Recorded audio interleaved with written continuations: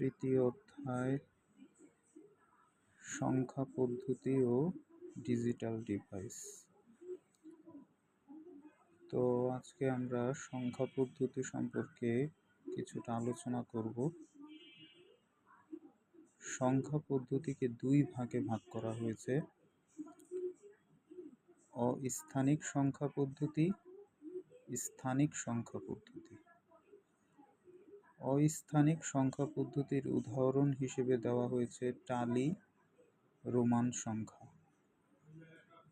আর স্থানিক সংখ্যা পদ্ধতির উদাহরণ হিসেবে দেওয়া হয়েছে প্রচলিত সংখ্যা পদ্ধতি। এই সংখ্যা পদ্ধতিকে আরো 4 ভাবে ভাগ করা হয়েছে বা 4 ধরনের সংখ্যা পদ্ধতি রয়েছে, যথা 1 ডেসিমেল বা দশমিক সংখ্যা পদ্ধতি। এই ডেসিমেল বা দশমিক সংখ্যা পদ্ধতির প্রতীক বা সংখ্যা প্রতীক বা অঙ্ক প্রতীক রয়েছে 10টি: 0, 1, 2, 3, 4, 5, 6, 7, 8, 9।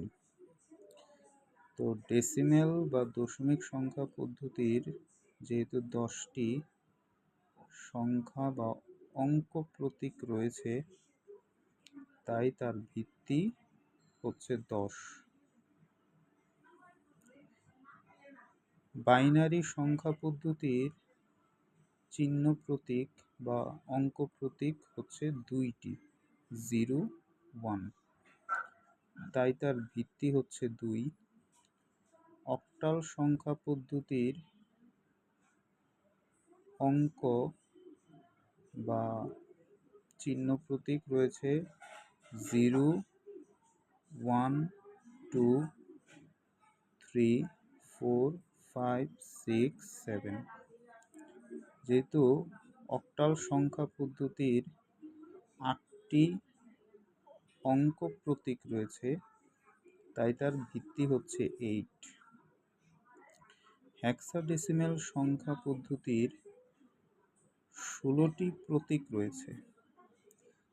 0 থেকে 9 পর্যন্ত 10টি হচ্ছে সংখ্যা প্রতীক, আর A থেকে F পর্যন্ত 6টি হচ্ছে অক্ষর প্রতীক।